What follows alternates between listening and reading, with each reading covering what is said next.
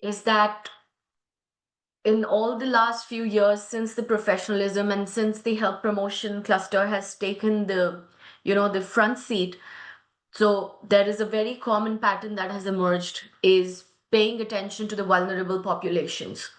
And the vulnerable populations definitely includes your young children, pediatric dentistry, especially not the specialist referral, but also as a general dentist, how you're going to handle very young children in your clinic.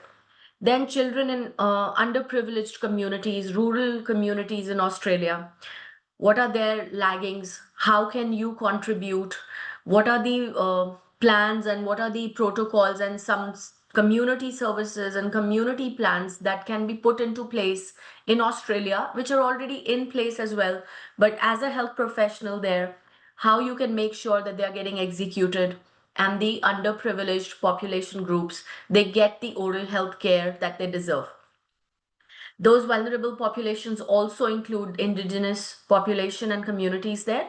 Although indigenous communities have been in the spotlight from, I think, since the beginning of ADC. I remember from my experience from the last 8 years since I took the exam and I did it.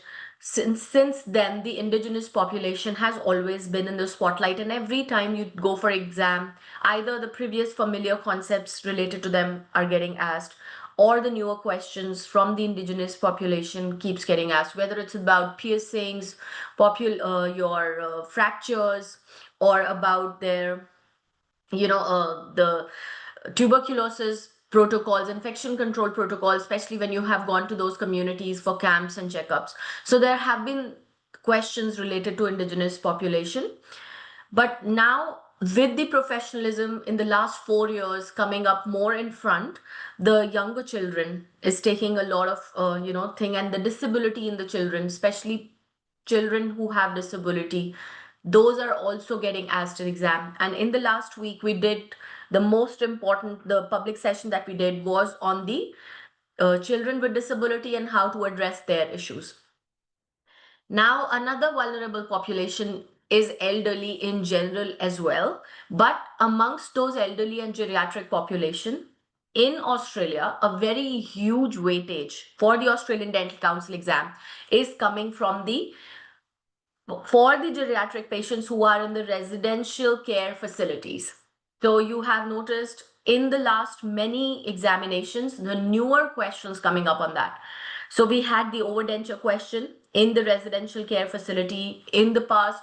I think 5 6 years, since 5 6 years, we've had questions about dementia, Alzheimer's patients. Then there are University of Adelaide articles, case studies and reports on such residential care facilities patients and how the management is advised for them. So in the last 5 years, the articles that came out from the Australian Dental Journal or which came out from the University of Adelaide about the dementia patients or extremely frail elderly who are no more living in their homes, who are living in the residential care facilities, then what are the challenges that they face? What are their life partners role, what are their spouses role, and what are the care providers, the care workers who work in the facilities, what are their roles? And then as a dental practitioner, what's your role? So there are three kind of like personals involved when you're looking after such patients. One would be the spouse, may or may not be there, depending upon their age, they are present or not. And then whether they can contribute, whether they are physically capable to contribute or not. Then it's you as a dental care provider, dental practitioner. And then there is going to be a care worker or a nurse, registered nurse in the facility. So there are multiple personnels involved. So everybody has to be educated, everybody has to be trained. So again, the health promotion and professionalism cluster takes up a huge role in this management. So everybody is getting a clear perspective that how the residential care facility elderly patients, they are frail, they are dependent upon other people for their oral health and other requirements.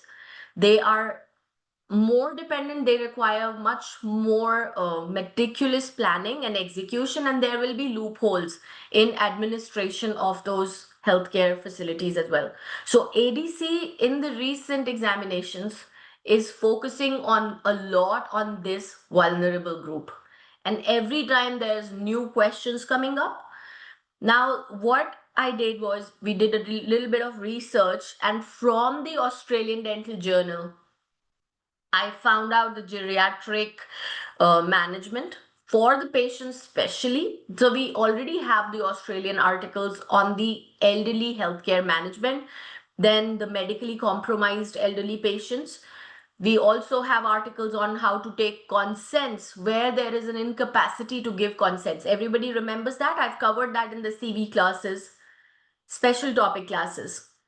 The elderly patients who do not have the capacity to give the consents, right? The incapacity to consent. That is again another, section of the where the set of questions is coming from. So you already have that covered in the special topics and CV classes. Then there is the medically compromised elderly patient in the health promotion articles added to your hot notes as well, and also covered in your, again, special topic classes. Now, today I wanted to focus especially on the ones who are in the residential care facilities suffering from multiple oral health conditions, coming from their multiple drugs and all the other, a polypharmacy that they have to go through, their challenges in how their healthcare providers and their care workers will administer them the oral health. So I think with all the three classes together, health promotion of medically compromised elderly, the consent obtaining, and this one, the residential care facility, when you combine everything together, all these different sources that I'm covering from the Australian Dental Journal or University of Adelaide, whatever sources we are doing, when you combine all this together, this entire population and the all the SBQs that might come from this one in the exam, and they come. At least 2 to 3 SBQs are coming from this population in each exam. For prosthodiscipline, the denture problem situation comes in these patients. Caries related problem comes in this patient. So operative and prosto wise, these are the two biggest challenges that this population may have, right? So at least 10 to 15 questions in every exam is coming from this population. So you do understand that it has a big weightage in exam. So me covering all the three sources and articles is making sure that this entire chapter or a part of the syllabus is fully prepared.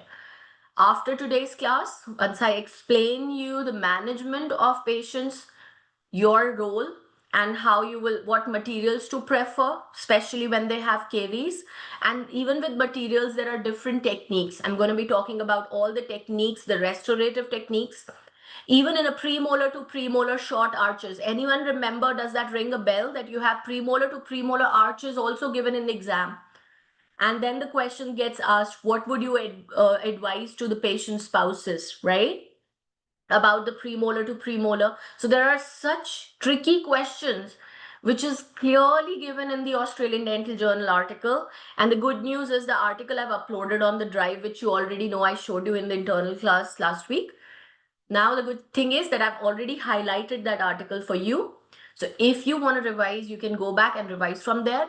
And I'm creating a new hot note on that. So those who don't want to revise the entire article, the hot note is also coming up on the geriatric oral health, right? So all set in those matters. I'm going to give you the explanation today. You have the highlighted article. You are going to have the hot note. All things said and done. So everything that you needed to prepare, all the tools, all ready for you. Sakshi, you go to the latest article folder. I've uploaded there by the geriatric oral health. It's right up here, this article, and I've uploaded it on the drive, right? All right, so now let's start with the discussion, because this is going to be really important. I'm going to be talking about the techniques as well. So there is going to be the soft skills associated, certain questions with the ethics, certain questions with the professionalism, where there is no direct black and white answer. or a factual answer, but like more of a soft skill answer. So in this lecture, I will teach you about the soft skills involved while handling such patients, and then the clinical skills involved, the clinical methodologies involved, especially the premolar to premolar situations and the caries situations where, and especially patients who are non-cooperative, dementia patients cannot tolerate long appointments. Everything we are going to be covering here. So the most important thing, first of all, is to understand this aging population group and their challenges. Unless you understand the challenges that they go through, how are you going to investigate, assess their oral health, and anticipate the problems that they might be going through? So, this is a very vulnerable population group, and that is why Australian Dental Council examination, Part 1 examination, is focusing a lot on these questions. And there are going to be a lot of oral diseases that they may present, and which comes from predominantly by the fact that they have underlying systemic diseases. They are taking multiple drugs for that. So when you're taking multiple drugs and you have underlying systemic diseases, both contribute to the oral health. So underlying systemic diseases also have a bidirectional relationships. Like if they have diabetes, then the periodontal disease increases. There is an established bidirectional relationship, right? Everybody understands that. There is no confusion about it, that there is a bidirectional relationship in periodontal disease and periodontitis, right? Similarly, there is also link between cardiovascular disease, cerebrovascular diseases, respiratory diseases with the tooth decay, oral cancer, periodontal disease. So there have been closer links established with the systemic and the oral health. So this population is extremely at a higher risk because they have underlying systemic conditions which contribute to the oral health. And if they have oral conditions, it will worsen their systemic health as well, right? The other thing is, for these conditions, they're also taking multiple drugs. So the polypharmacy that works on for them also contributes to the salivary gland hyperplasia, which is true dry mouth, and also xerostomia, which is your perceived dry mouth. Everybody understands the difference between xerostomia and the salivary gland hypofunction, right? I explained it in the dry mouth class, so you have the dry mouth reference from here. Then one is a perceived dry mouth, which is called as xerostomia, and one is a true one, which is your salivary gland hypofunction, where there's actually depletion in the saliva secretion, right? So the drugs and the systemic diseases both are contributing to it. Wonderful, we understand that. So there will be questions in the exam which will ask you what are the contributory factors. So please know it's coming from the systemic diseases, and it's also coming from the polypharmacy, the multiple drugs that these patients are usually on, right? So, and then you have to understand that, this is a vulnerable population. There are systemic diseases, there is drugs, and there is going to be decay, periodontal disease, and salivary gland hypofunction, right? Now there is also gap in the oral health provision to these patients. So yes, you have established that there is going to be many oral diseases in these patients, but do they have the access to the care immediately? Or there are even challenges into day-to-day oral hygiene practices.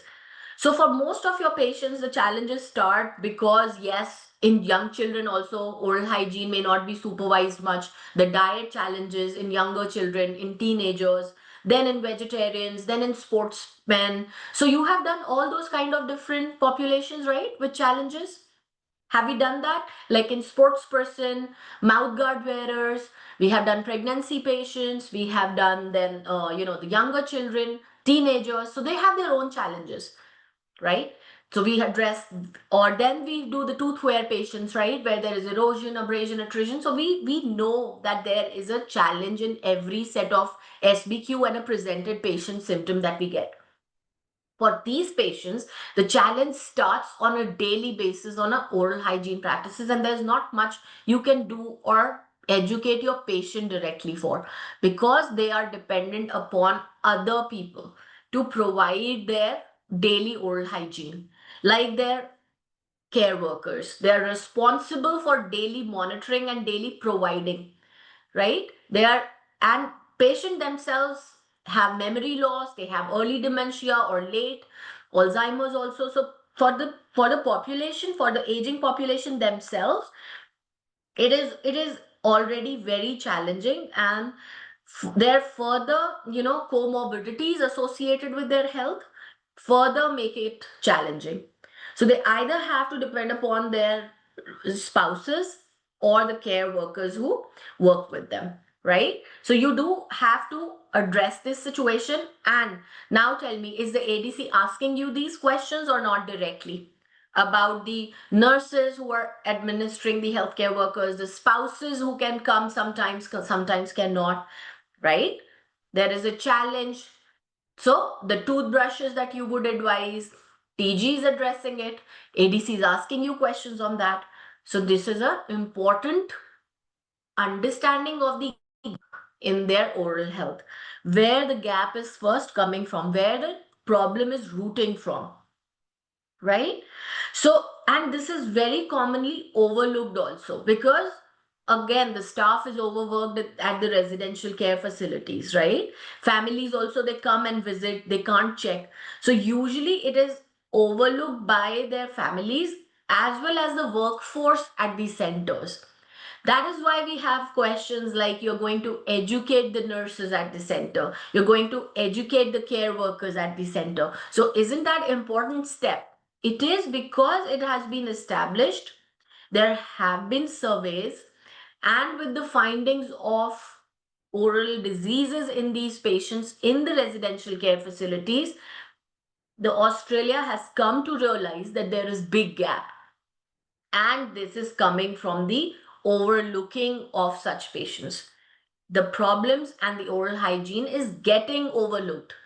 If Australia has identified this as a problem in their vulnerable population group, wouldn't they want all the new dentists who enter the system to address, be aware of this problem and know how to manage and handle it? Tell me yes or no. There is a clinical reason, there is a very practical reason why this question is repeatedly getting asked, and it can come in your OSCEs also. So, and when you start practicing, you can't be like not aware of this issue. So they start asking you these questions from the first point of contact, that is your part one examination. So the gaps, you must understand that they are dependent upon other care workers or family members, and which is getting overlooked. So they require a daily oral hygiene support, and you have to provide a care plan, which is mostly your role to provide the plan, but to execute it would be the plan of the care worker, right? So now in exam, the options could be created tricky on this or not, because provision of the plan can be your, the dental practitioner's job. But execution of the plan will be, again, the care workers part, right? So now the question gets framed in the examination, who's going to offer the plan and who's going to execute it. So there can be a lot of tricky keywords involved with this concept. Agreed? So you have to support, you have to provide a plan, and the care workers must execute it. So your role becomes in educating and giving brochures, giving education, making sure the trainings are provided so that they understand that how to assess and how to then. So now when you go for regular checkups as a dental professional, dental assessment and the treatment will be done by you. So plan is also provided by you, but be executed by the care worker. But the dental assessment and the treatment of such patients would be done by you. So information gathering will be done by you. Treatment planning, diagnosis and management planning, and the treatment and evaluation clusters will be done by you. Then the professionalism and health promotion will include training of the staff, training of the care workers, so that they can daily provide the oral hygiene measures, right? So let's start with the assessment and the treatment.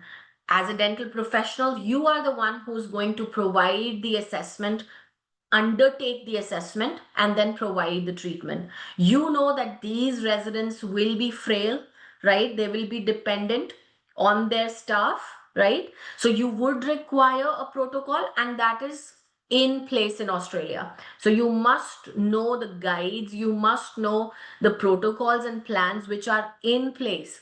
So there is one overall health assessment, oral health assessment, right? There are tools also which are developed. So they have provided you the initial tools. There is dental health plan in place. There are residential care models in place in Australia. So in exam, you get questions like that you educate the patient or you educate the staff about what is the government's already endorsed plans available for them, because a lot of family members may not know about them. So it is again your job to educate the family members about those plans. So there are multiple plans in place in Australia. And what are those? Well, there is a residential care model which is already in place, so that the nursing homes and these residential care facility staff, they understand, they train all their care workers how to provide the oral hygiene to them. So there is definitely plans for the nursing staff. The government has already provided it. Okay, so you must know that although it is also your job to educate the staff and nurses, but there is also some plans, the better oral health care in residential care model, which are provided to the nurses so that they can execute correct oral hygiene administration.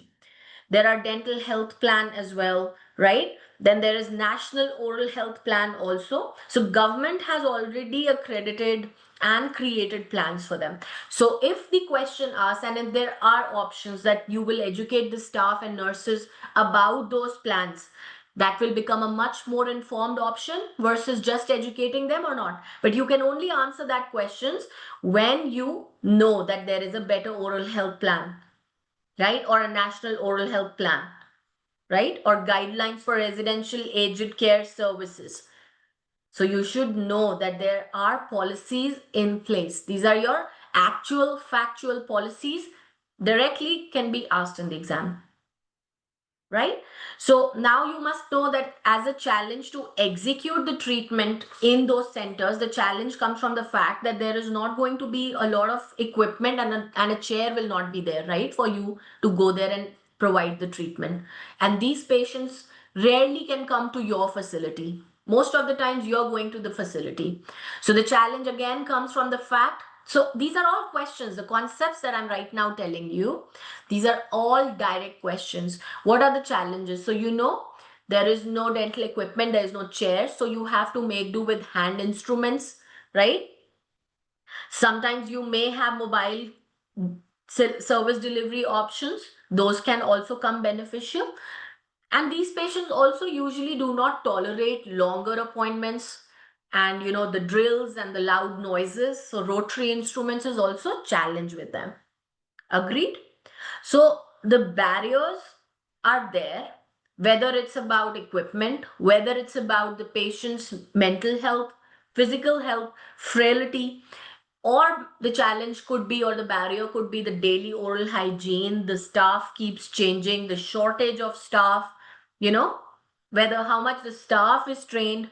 So these are the various barriers and challenges. Again, the direct examination question, is it or is it not? Right?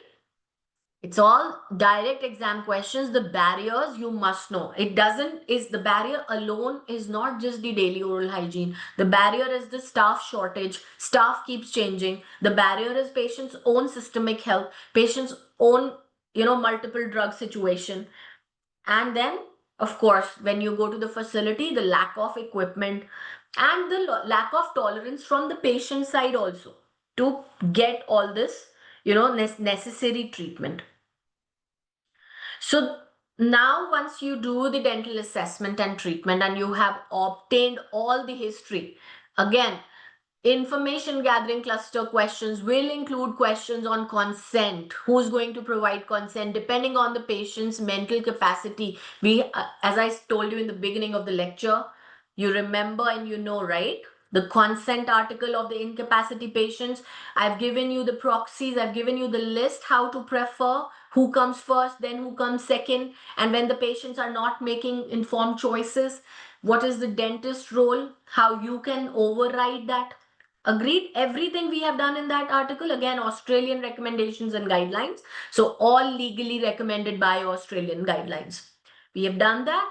So information gathering questions, professionalism questions will also come from them.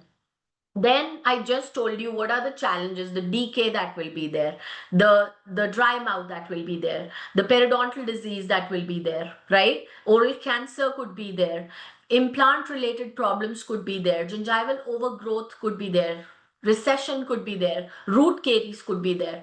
All those could be your possible dental findings. So dental examination is important to identify each of the challenge that they may have. Don't overlook any possible dental finding that they may have.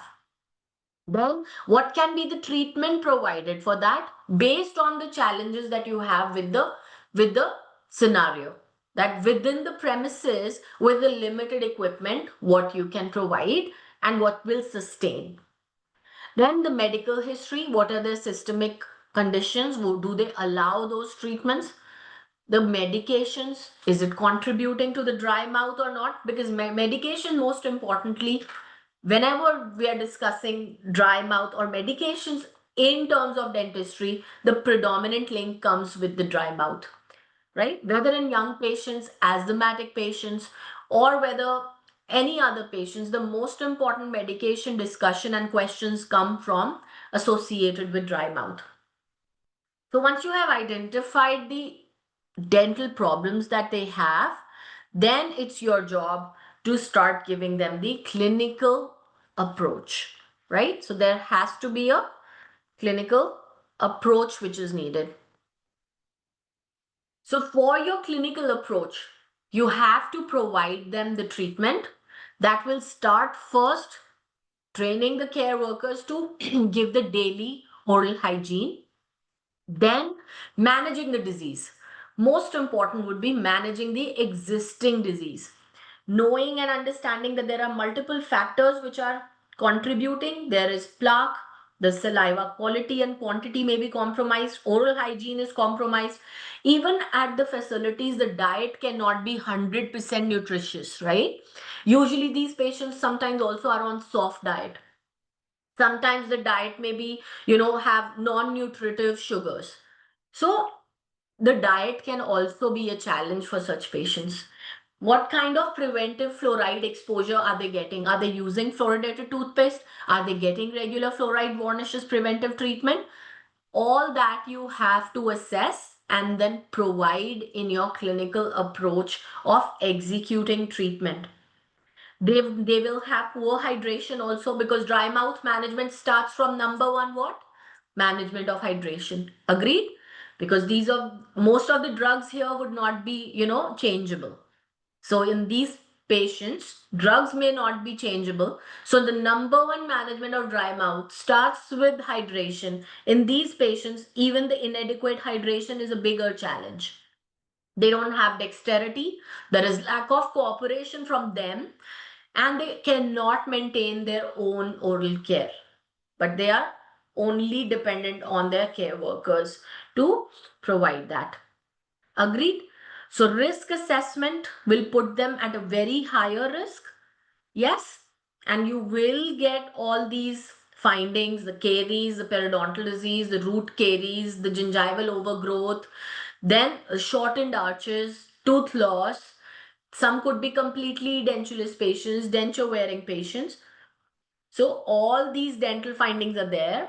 So clinical approaches have to be modified, have to be created, considering all the factors that I just said. Excessive plaque, saliva quality and quantity, oral hygiene deficiencies, diet lacks, fluoride exposure lack, and then the lacks coming from their patient's own side, which is hydration may not be up to the mark, dexterity is not there, cooperation is not there, and their own oral hygiene and care is also dependent on other people.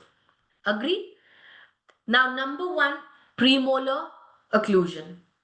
That also is a very repeated concept and a question in exam. Is it or is it not? The premolar occlusion.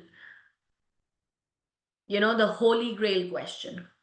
So you have been given sometimes diagrams, sometimes radiographs, sometimes anything in the exam comes in any form to inform you that the patient has a premolar occlusion. So when you remove the molar teeth, right, and then the patient has premolar to premolar occlusion, which will roughly keep them with 20 teeth, 20 functioning teeth if you have till second premolar. So when you have a reduced occlusion in such frail patients with 20 functioning teeth, it is considered allowable. It is considered that it is completely acceptable to have the patients, yes, a shortened dental arch. Sometimes when the molars are involved in caries, preferably, you can even reduce the dental arch and extract prophylactically these teeth. Everybody got it? Sometimes when molars are involved with in such high risk patients, when the molars are involved, sometimes there is a difficult decision, yet a considerable decision to prophylactically remove. Agreed? And reducing it to 20 functioning teeth, second premolar to second premolar occlusion, has to be sometimes considered when there is a lack of cooperation to allow for the oral hygiene maintenance. There is a case selection, guys. You cannot jump to any molar involved with caries in these patients. So, what are the case and specific situations where this will be applied? Where there is, when the history should mention non-cooperative dementia, Alzheimer patients, the non-cooperative word has to come because in early stages of dementia and Alzheimer's, the patients are still cooperative, right? So not every patient you go on and prophylactically extract the molars. Agreed? Give me a big yes or no's if you understand and grasp this concept. Okay? So reducing the arches in the patients where there is limited cooperation to allow a day-to-day oral hygiene maintenance. See, now with the latest studies, even sometimes implants are being given to schizophrenic and dementia patients. There have been case reports, there have been studies established. In the older textbooks, you will find that's a contraindication. But in the recent history, such patients are also getting, depending upon one single reason. If it's a one-time non-cooperation that they cannot withstand the longer appointments, you can do it under GA if it's a one-time thing, right? But if on a day-to-day basis, the care workers are working with the oral health challenges, the hygiene challenges, would you give any prosthesis, RPD or implant to replace molars in such non-cooperative patients?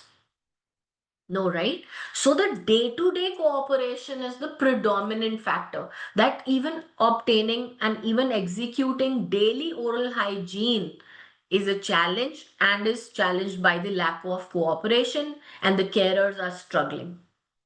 Okay, so exceptions can only be maintained where you have to retain the functioning pair. In the anterior teeth there are not sufficient teeth, then yes, you have to preserve the molars, right? Or if there is one molar present on maxilla, then don't remove just the mandible. You have to maintain the opposing teeth contact. Otherwise, more challenges, extrusions and everything. And if they could be one of the main tooth to support the denture if the patient is already denture wearer. So all these considerations will have to undergo, right? They will have to undergo all these considerations. So everybody got a stance on the creating a premolar occlusion.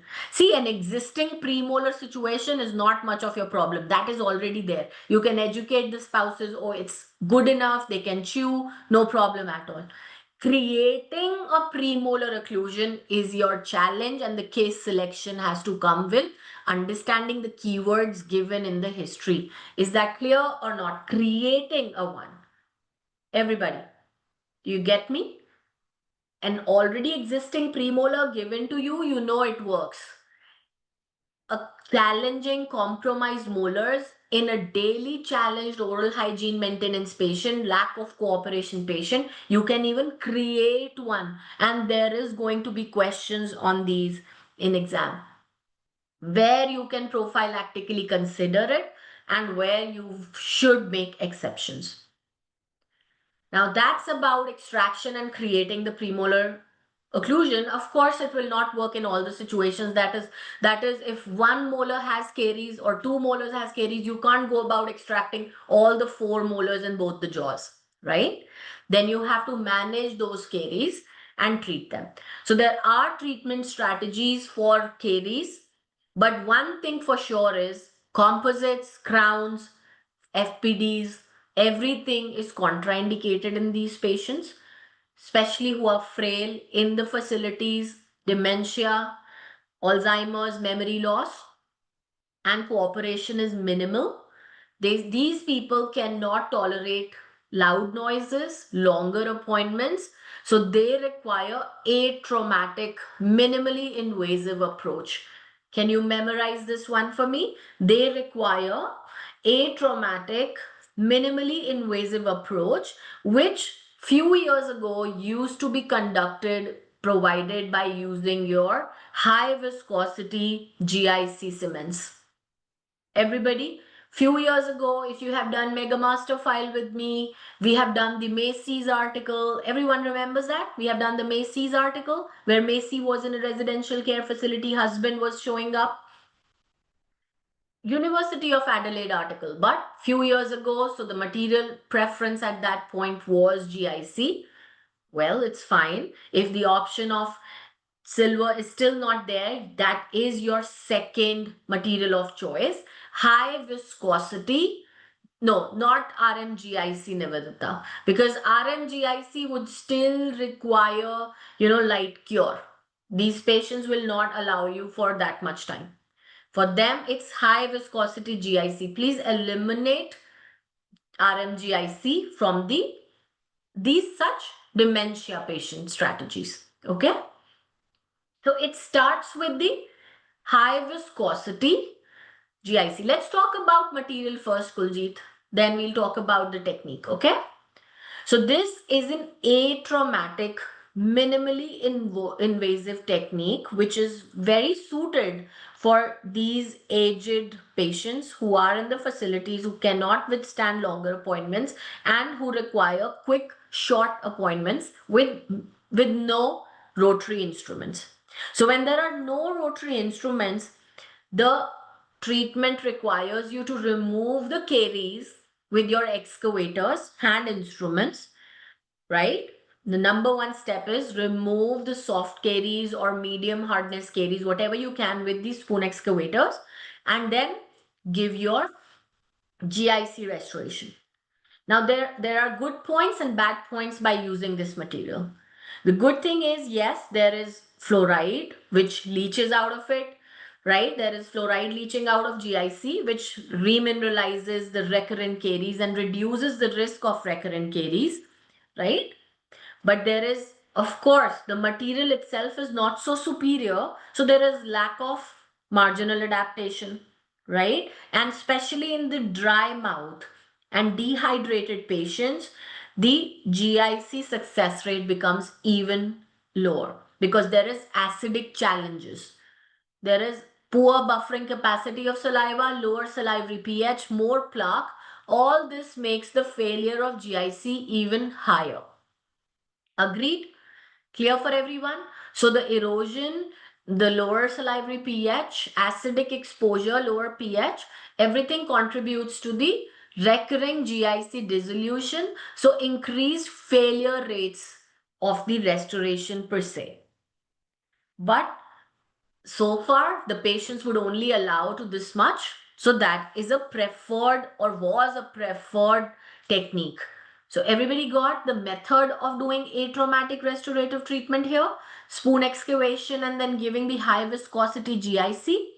The benefit, which is the fluoride release and the arrest of recurring caries or reducing the risk of recurrent caries, and the drawbacks and the challenges with the existing oral conditions. Clear for everyone? Right? Now, the other method is, hold on, Preeti, I'm moving on to that, right? Now, other use or the other preferred method is your silver fluoride use. Now, silver fluoride comes in two forms, either silver diamine fluoride, SDF, or aqueous silver fluoride. Would you remember the two formulas? Now, see, so far in the past, in the examination went initially, the few years ago, the question was only giving you option of ART with GIC. Yes, in your Mega Master file, which you will notice, the options only had ART with GIC. Otherwise, other options were composites and crowns and everything. So we were quickly using it. Adelaide University guidelines and articles were there to support as well. Now, in the recent history, recent examination questions, they have added SDF. Agreed or not? They have added SDF in the recent last 1 or 2 examinations, and we did the SMART technique using SDF. Yes. Now, with Winspurt, we go 2 steps ahead before the examination. Agreed? At Winspurt, we don't prepare what gets asked in exam. We also prepare what might get asked in exam. Is that a big yes or not? Give me with your full heart, with your full preparation. Anybody that at Winspurt, I prepare you not just for what's already coming, but also for what is going to come, where the ADC is going. So after SDF, after knowing your ART with high viscosity GIC and knowing your SDF, now I want to teach you today about a newer technique of using aqueous silver fluoride along with stannous fluoride. And there is a method which is known as delayed restoration technique. It's a very, very new technique and it is going to be getting asked in exam. It's 2 steps ahead of the preparation and I'm going to be teaching you that. So silver fluoride use is in the form of silver diamine fluoride and aqueous silver fluoride.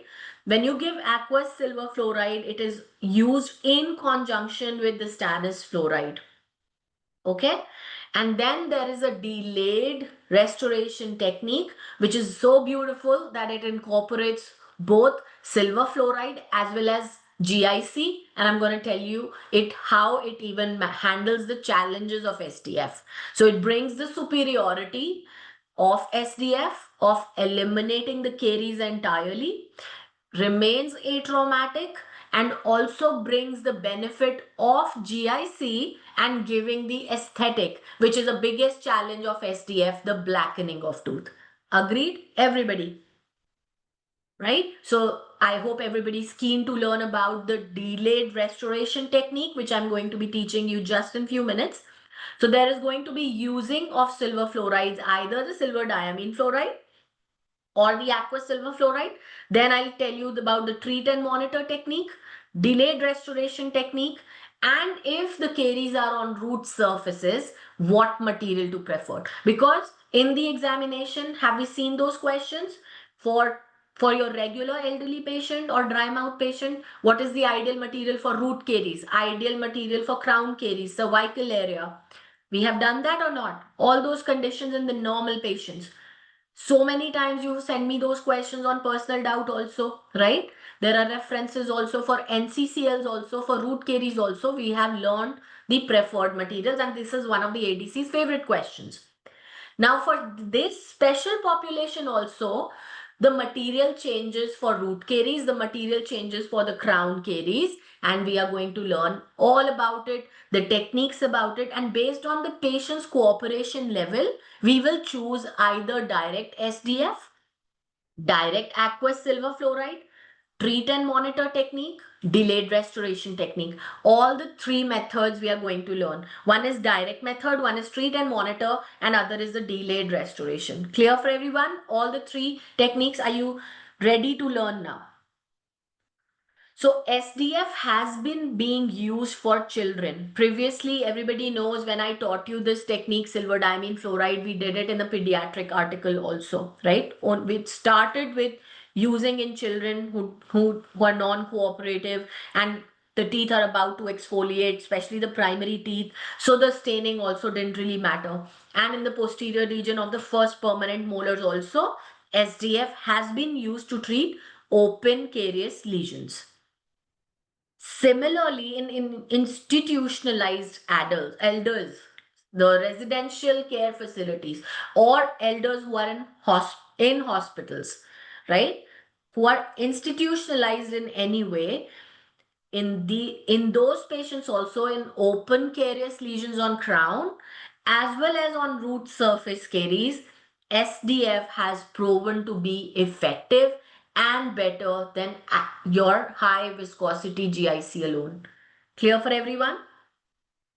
Crystal clear for everyone. Number one, when ART with GIC is given or ART with silver fluorides, you will choose silver fluorides over GIC any day. Number one concept, number one question. So the basic original method was 1 minute application of silver fluoride followed by stannous fluoride, right? And then there will be a continuous black surface which will be visible, which will indicate that caries has now started to arrest, right? And the method is you use 40% silver fluoride for 1 to 3 minutes, apply it. After that, 10% of stannous fluoride. And then instead of just using SDF, you can use this silver fluoride with stannous fluoride, 40% and 10% in their strength. 40% for silver fluoride, 1 to 3 minutes application, and then 10% of stannous fluoride. So AGF and SNF2, this is a combination method which is used other than SDF. Okay, clear for everyone? Other than SDF, aqueous silver fluoride method is clear. You use it 1 to 3 minutes application of aqueous silver fluoride followed by a 10% stannous fluoride. Clear? Now this is direct method of using only silver, either SDF or aqueous silver. That is on the situation. You have treated these lesions, you found them, you treated them, then you will continue to monitor them. Now, either you will restore them immediately or you will use a delayed restoration. Okay?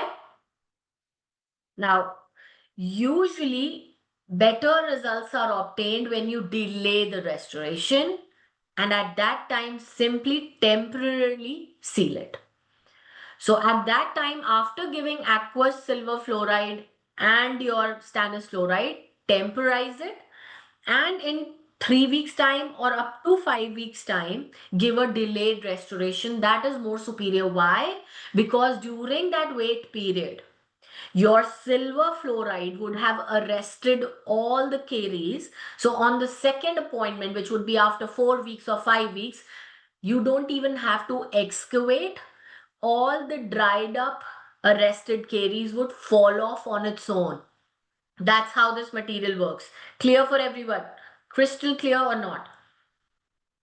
So when you apply AGF and SNF2, yes, that's your silver fluoride. Exactly. It is absolutely new, Kuljit. You would have not read this technique till now, but this is Australian guideline technique, and especially for these institutionalized patients and in your residential care facility elderlies, this is a preferred and most superior technique by now. This is the most superior technique, right? So when you apply AGF SNF solution on the open carious lesions and then you leave them unrestored, right?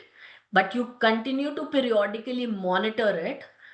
Yes, there will be the drawback of, and you have to educate the carers and the family members that there will be some blackness, and then other surfaces which come in contact with this material, they will also get some black stain, but that can be polishable. On the other surfaces, it is polishable and removable, right? So treat and monitor technique is where you keep on monitoring and then see whether it's getting arrested or not, and then you go and do the delayed restoration. So when you applied AGF and SNF2 and then you leave it there, give a temporary restoration on it and wait for either minimum 2 to 3 weeks, right? And then up to 5 weeks. So when you come back, especially these patients, right, the softened caries, when you wait for 5 weeks, it comes away. It comes out on its own, leaving a very hard. You can use Ora base as a temporary material. No, temporize with Ora base, right? So when you put this SGF, your AGF and SNF2 material and leave it, all the caries, the soft caries, will come away, leaving a very hard matte black surface, which will require zero rotary instrumentation, sometime minimal, or in fact even none hand excavation would also not be required. Clear for everybody or not? For the 2 to 3 to 5 weeks waiting period, there will be minimal requirement of rotary instrument and zero requirement of rotary instrumentation, and also minimal to no requirement of the excavation. I'm coming to that, Nivedita. Coming to that, Mitali. Hold on. Okay. So far, are you following with me? Are you visualizing it? You put the AGF, SNF2. Over the weeks you came back, all the soft caries got arrested, got removed on its own, left the tooth, and the matte, hard black surface remained. So the hardness of the material, hardness of the tooth structure left behind indicates it's a completely hard, matte, black surface, doesn't require preparation. Now what you do? If required, you will reapply it, right? If there is further soft caries left, you will reapply those AGF and SNF2. Then you will wash the site. You will remove all the caries which is shedding, right? Clear for everyone? So on your 5th week appointment, on your day of final restoration, all the caries will get washed off. Just wash it off. Dentine conditioner you will apply. I'm going to add this on Hot Notes. It's a very newest article. It's a very new article. Who was that? Sorry, I didn't. Nikita. So I'm making a new hot note on this topic. It will be added to your health promotion folder.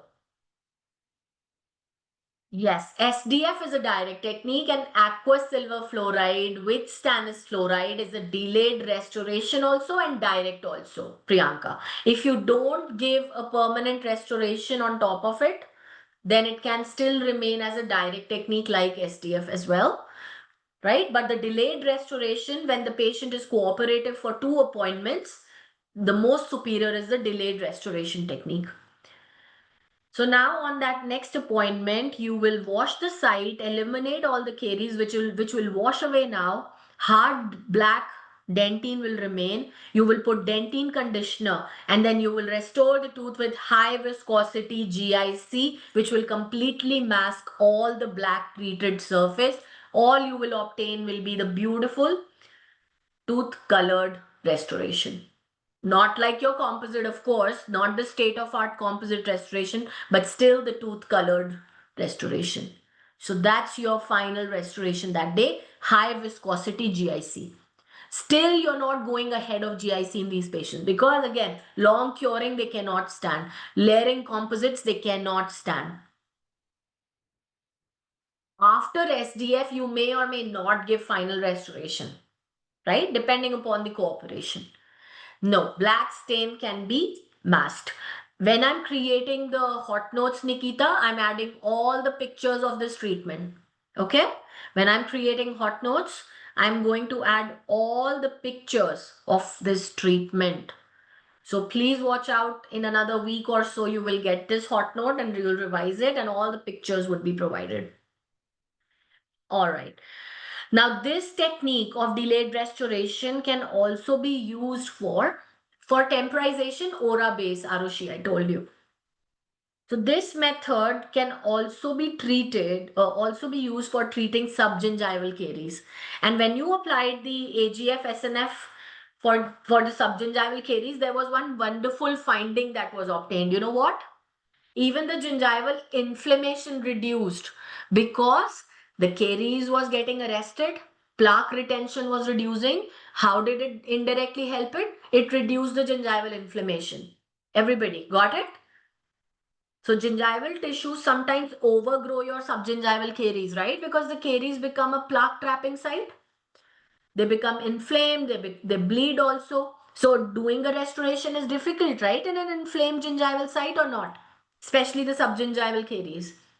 So what the benefit came out of AGF SNF was, the moment you applied AGF SNF on that site with heavily inflamed gingival overgrowth, 2 to 3 weeks after, there was also an improvement in gingival health, and which led to gingiva retraction.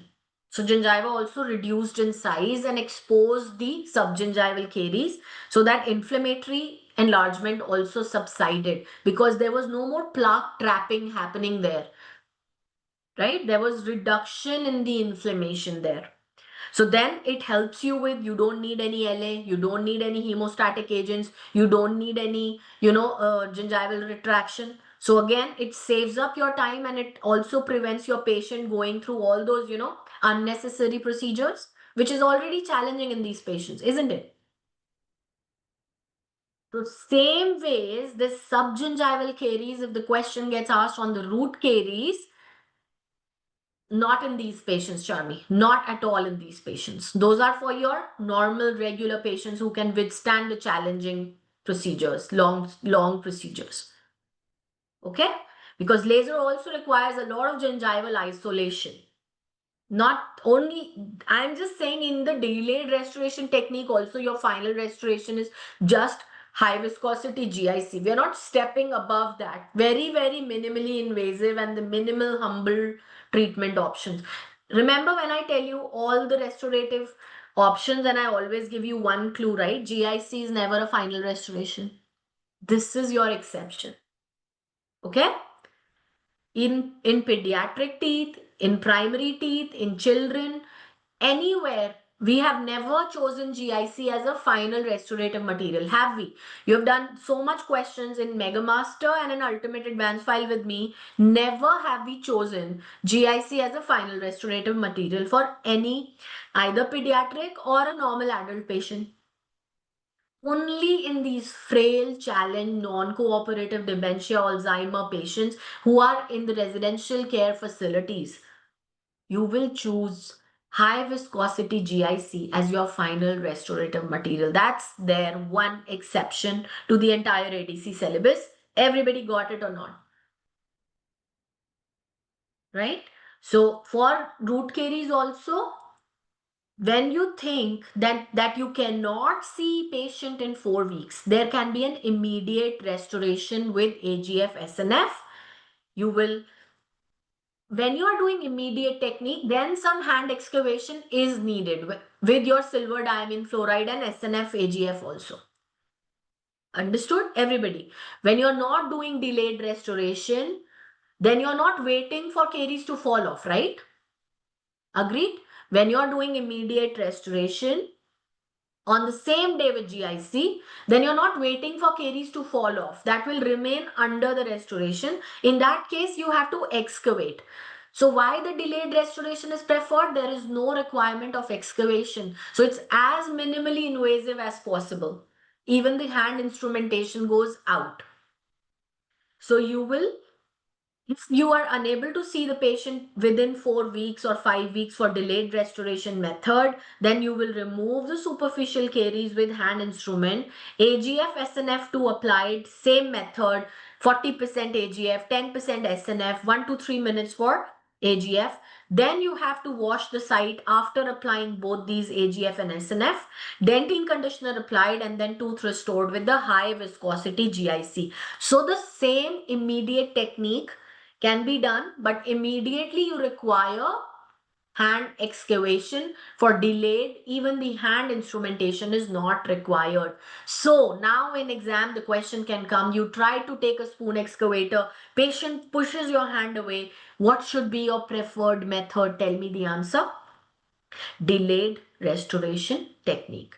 Absolutely beautiful. All the new techniques of using AGF and SNF2 with high viscosity GIC, either immediately or delayed, and in what condition you will choose what is crystal clear for everyone or not.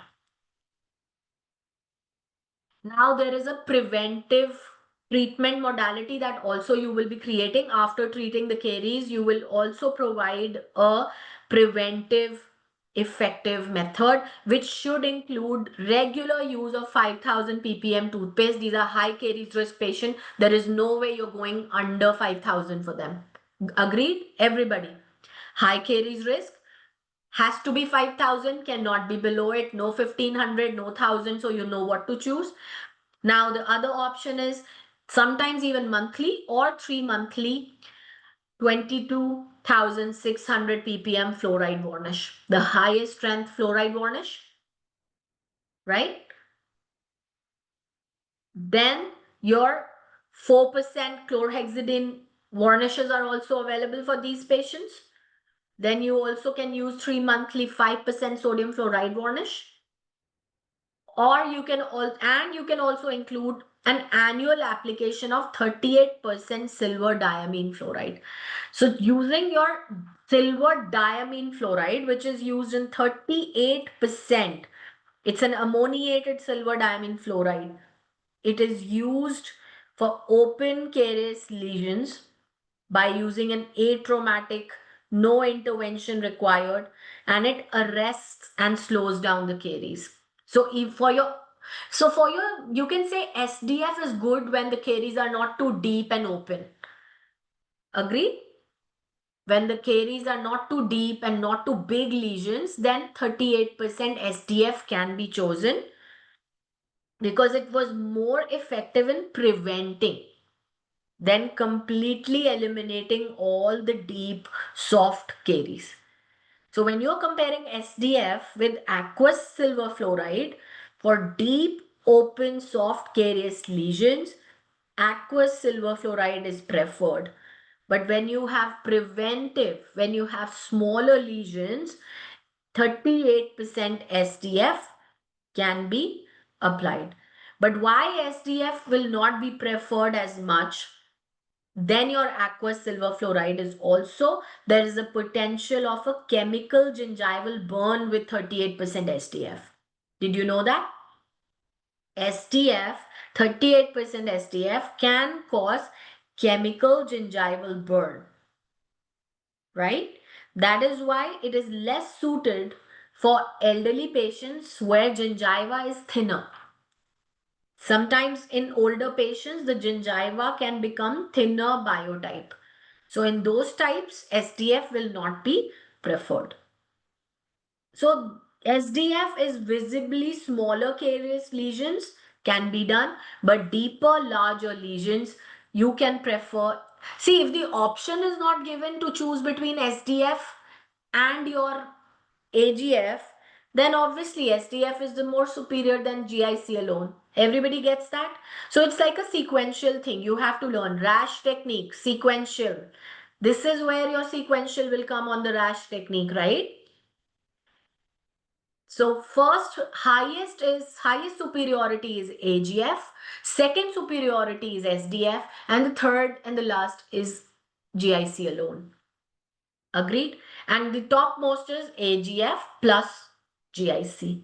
Clear for everyone? Sequential. This is how it will help you with the rash technique or not. So you can't apply rash technique just because it's rash. Rash will only work when you know these concepts. When you're preparing hot notes, always learn the sequencing. Will you? So now with this kind of preventive strategy in place, this kind of treatment modality in place, your patient's caries risk at least is addressed. Yes or no? I have covered the overdentures with implant abutments challenges with you in one of the articles, right? In Ultimate Advanced File Volume 1, when we did that case where there was implant overdentures, implant supported overdentures, implant abutments, right? Locator problems, how to handle them, showed you the articles, different types of locators we did, challenges we did, treatment modalities we did. So for the residential care facility, when there is an overdenture, implant supported overdenture, I have covered that. Now with this patient, with this class today, we have learned how to manage the challenges of caries in such patients, preventive strategies in such patients. So, to summarize today's class, there will be challenges in maintaining oral health. There will be poor oral hygiene in these patients. Polypharmacy will cause salivary gland hypofunction, making the environment prone to rapid tooth destruction. Subgingival caries, root caries, your corneal caries, there will be rapid tooth destruction. Preventive interventions will be required. Oral hygiene maintenance will be required, and treating the active carious lesions will be required, and the newer techniques and the newer restorative materials which are better able to withstand extreme oral conditions are required. So silver fluoride technique is the most promising newest approach. Crystal clear for everyone or not?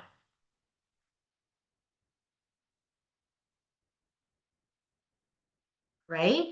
All right. So now, as we summarized it, now is the time to solve one SBQ. So apply all the concepts that you learned, some more maybe. It was fun. Good to know, Priyanka. I hope everybody enjoyed it. Everybody learned a lot, and there were a lot of new things. So preparing it was fun for me as well, and I was looking forward that it is going to stimulate a lot of intellectual brains today, and I was looking forward to it. I was hoping that you would get that, that challenge, that you get that stimulus, which I intend to give you every class. Right, high viscosity one, right? The restorative kind, Sakshi, not the luting kind, right? Lot of new things, absolutely, Nivedita. That's my plan. That is why I only ask you guys what you want to learn. But when I give you polls also, I try to internally, when my polls have options, all the options would be entirely new. Even when you're not choosing pregnancy in oral health, I have a lot of new things to tell you in that. So probably in a coming few weeks, we will cover that. Okay? But absolutely, the poll is always going to be there. You have to choose. As students, you are the one who will decide what is your challenge, not what is my comfort zone, right? Right? So the concepts that we do in the class has to come from what is a real challenge out there. Okay? So let's talk about SBQs. I hope everybody is ready for that.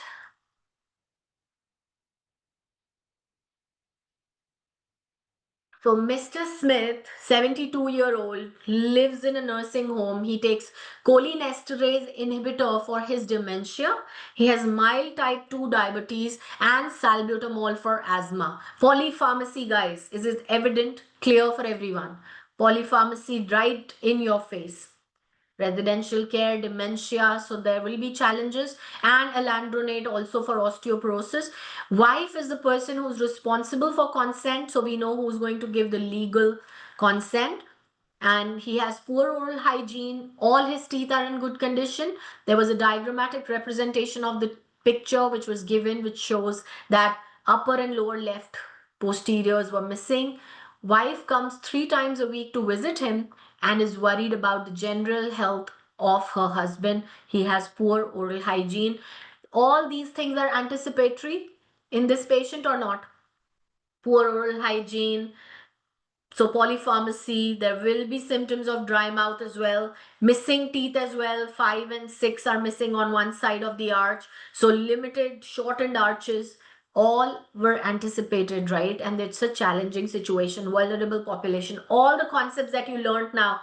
So did you develop some empathy for such patients also? Like when you go in Australia, start practicing, the vulnerable populations require a certain mindset and attention. So we are not just doing these classes to get answers correct in the exam. It also builds the empathy. It also builds that skill, the clinical skill as a healthcare provider, which is needed in you to address these populations, to address these patients in the empathetic manner and a careful manner that they deserve, that they require, right? So it definitely makes you a better practitioner. All the classes at Winsport that we have is not simply for the part one examination. It goes farther there with you to your practices. So his wife was very much worried about the nutrition. He says missing teeth affects his nutrition. What are we going to suggest to her? We learned about creating a premolar occlusion. We learned about how to handle if it's an existing premolar situation, occlusion. So I think now you're fully equipped to answer this question. You will see after doing this article and doing all this, the concepts that we did today, how easy it becomes. So tell me now, doing the articles, doing the guidelines, doing the concepts, and then solving the questions, does it become like a hot knife through the butter or not? Is it like that or not? So now tell me, doing the CV classes, doing the special topic classes, doing the important article classes, reading your hot notes, and then going for exam, would that not be a hot knife through the butter? Tell me that. So do you want to take the hot knife on your butter or you want to take a cold knife to your butter? If you want to take a hot knife, please read hot notes. Simple. And I don't even know how it just fit, but it did fit, right? So hot notes gives you a hot knife which you can slide on your ADC's SBQ butter. And now tell me, with all this hot information right now that you got, how are you going to slide that hot knife? His wife was very much worries about the nutrition. What would you suggest? And this, my dear, is an actual examination question. Actual exam question. This is not self-made. This is an actual exam question. So tell me, missing teeth won't affect his general health. Can you make that direct statement? No. It's in some way or the other, we know that the oral health and the systemic health have a bidirectional relationship, right? So can't say that.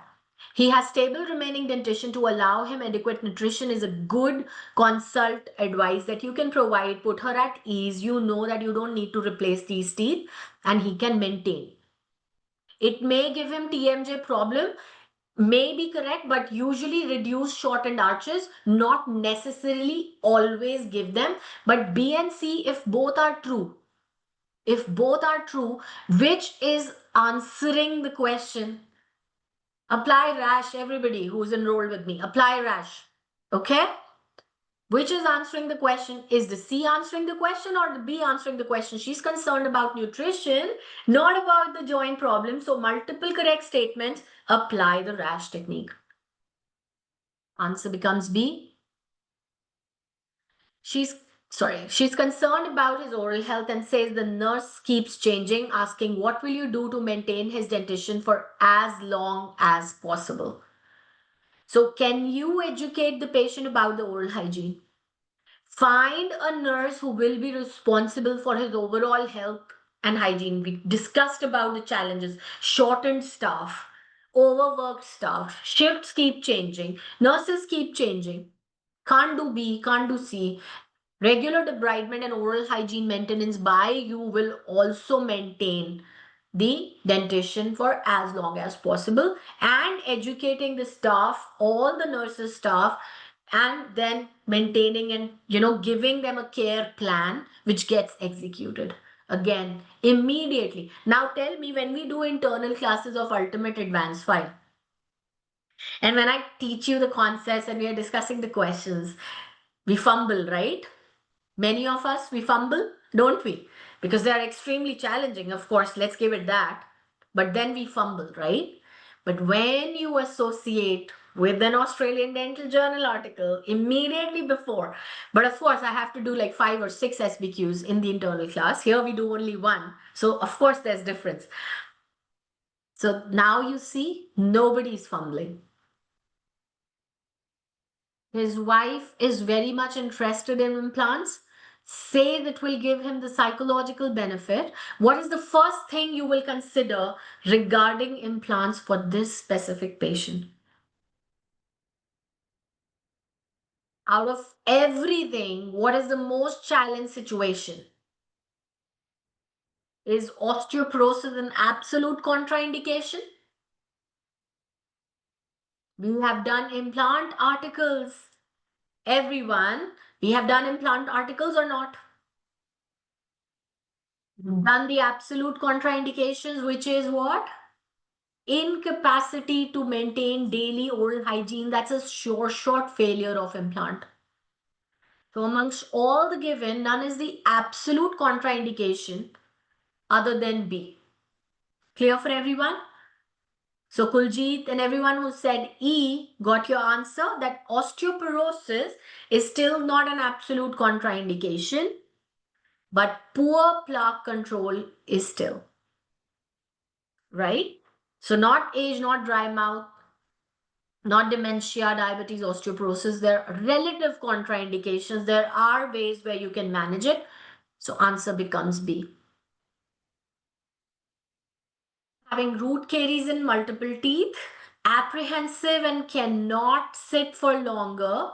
What could be the appropriate management in this patient? Please go ahead and choose one.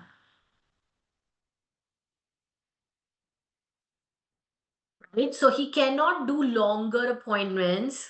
So you even have to eliminate the hand instrumentation. So you can't do immediate long technique where you will wash it and then do GIC combined, right? Now, existing exam question, but with the newer knowledge and the newer concept, you get to the answer straight, don't you? Kinjal, do you mean C for the fourth question?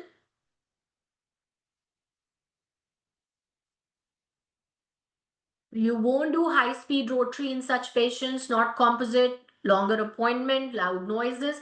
Excavating with hand and GIC, well, earlier this would have been the answer. Few years ago, yes, but now delayed restoration technique using silver diamine fluoride or aqueous silver fluoride. Last question was B. Poor oral hygiene, poor plaque is an absolute contraindication to implants, Aldo. You see his saliva in less than 0.25 ml per minute. So this is your SGH, which is your salivary gland hypofunction, right? So true dry mouth. Nurse tells you he gets up 3 to 4 times a night also to drink water. So what is the reason for all this? So polypharmacy, yes, but acetylcholinesterase is a drug which increases the secretions or reduces the one. Acetylcholinesterase does not decrease. It is not anticholinergic agent. It's a cholinergic drug. Absolutely right, Preeti. Absolutely right, Arya. Everybody else.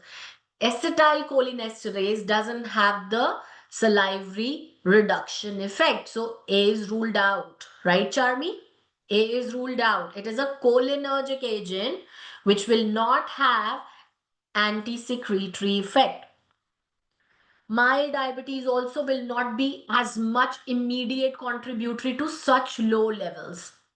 But salbutamol is a bronchodilator used in asthma patients and has a very common side effect of dry mouth almost immediately and in almost every patient, right? So answer becomes B amongst the given. Choosing the correct drug will also be required for you to know the action, effects of drugs and how impact oral conditions. So there you go.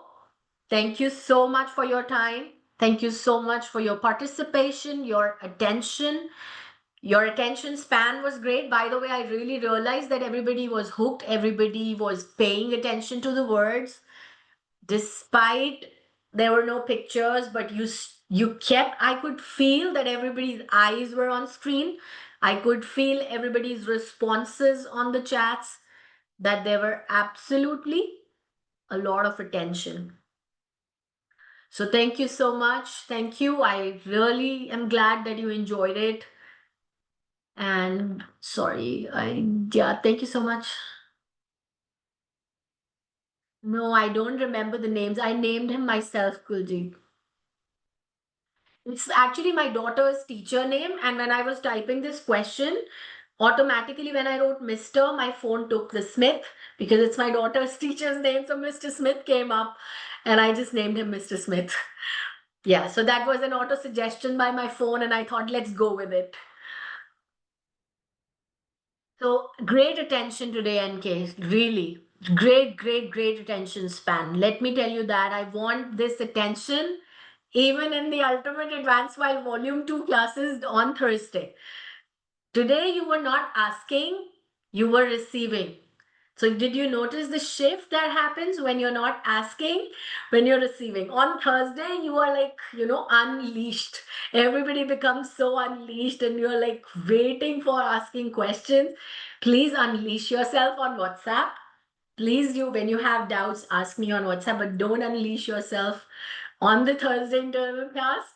So you'll see the shift today that when you're in the receiving mode and not in the, confused, chaotic asking mode, it is the so even in the Ultimate Advanced File Volume 2, if you believe that there will be new things if I pay attention and receive, it would change the game for you. So let's try this strictly on Thursday class, right? Yes, absolutely. On uncooperative children, this is a very preferred and already studied technique. And in elderly also now, it is very studied and accepted and the newer approach. Okay. So thank you so much. Have a great night. Won't keep you for long. Thank you for being the fabulous audience that you always are. Have a wonderful day, wonderful evening. Bye bye.